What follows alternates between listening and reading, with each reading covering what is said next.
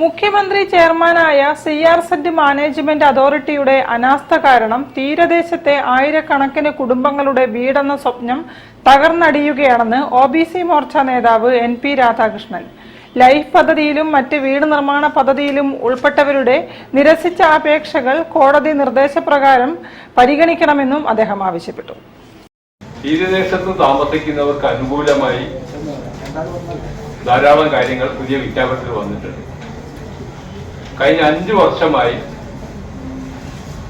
ഇത് കേരളത്തിൽ നടപ്പിലാകുന്നില്ല. ഇന്ത്യയിലെ എല്ലാ സംസ്ഥാനങ്ങളിലും കേന്ദ്രഭരണ പ്രദേശങ്ങളിലും ദ്വീപ സമൂഹങ്ങളിലുമൊക്കെ ഇപ്പോൾ സിആർസെഡ് നോട്ടിഫിക്കേഷൻ 2019 ഫെബ്രുവരി 1 നടപ്പിലാകുന്നത്. പക്ഷെ കേരളത്തിൽ മാത്രം ഇത് നടപ്പിലായിട്ടില്ല.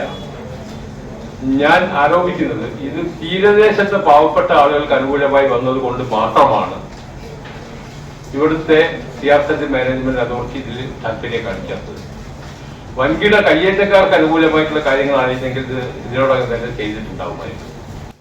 ലൈഫ് പദ്ധതിയിൽ പാസാക്കിയ പാവപ്പെട്ട ആയിരക്കണക്കിന് കുടുംബങ്ങൾക്കാണ് സിആർസെഡിന്റെ പ്രശ്നം കാരണം വീട് നഷ്ടമായതെന്നും സംസ്ഥാനത്ത് ഇന്നും 2011 സിആർസെഡ് വിജ്ഞാപനം അടിസ്ഥാനമാക്കിയാണ് കാര്യങ്ങൾ തീരുമാനിക്കുന്നതെന്നും ബിജെപി ഒബിസി മോർച്ച സംസ്ഥാന പ്രസിഡന്റ് എൻ.പി. രാധാകൃഷ്ണൻ പറഞ്ഞു.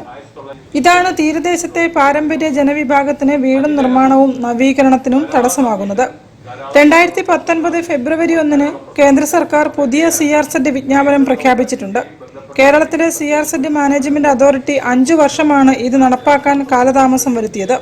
ഇതുമൂലം തീരദേശ ജനവിഭാഗങ്ങൾക്ക് വീട് നിർമ്മിക്കാൻ അനുകൂലമായി വന്ന പുതിയ വിജ്ഞാപനം ഇതുവരെ പ്രാവർത്തികമാക്കാനായിട്ടില്ലെന്നും സിആർസെഡിന്റെ അനാസ്ഥ കാരണം നിരസിച്ച അപേക്ഷകൾ ഉടൻ പരിഗണിക്കണമെന്നും അദ്ദേഹം വാർത്താസമ്മേളനത്തിൽ ആവശ്യപ്പെട്ടു. ഇത് കേരളത്തിൽ നടപ്പിലാക്കേണ്ടത് മുഖ്യമന്ത്രി ചെയർമാനായ സിആർസെഡ് മാനേജ്മെന്റ് അതോറിറ്റിയാണ്. മുഖ്യമന്ത്രി നോമിനേറ്റ് ചെയ്ത അംഗങ്ങളാണ് ഈ കമ്മിറ്റിയിലെ അംഗങ്ങൾ. News bureau, Kozhikode. കൊയിലാണ്ടി താലൂക്ക് ആശുപത്രിയിൽ യുവാവിന്റെ മൃതദേഹം പോസ്റ്റ്മോർട്ടം ചെയ്യാത്തതിനെ ചൊല്ലി സൂപ്രണ്ടിന്റെ